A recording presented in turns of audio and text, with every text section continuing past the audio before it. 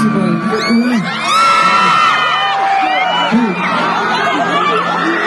cũng là các chặt chẽ cái thứ quỷ pha cần chuyện làm pha hồi hồn đó thì pha này á giống mình sẽ nói hồi hồn đó vốn nông cư trôi nông cư mình sẽ không nên cần xương được chưa vốn chưa mấy pha cả phô mình nó thế cái nông nó thế thì nó thế mình sẽ vai vốn nông sẽ làm luôn thì nó sẽ nói này chúng ta bây giờ là có con giống thế mình sẽ vai cả phong này nó chơi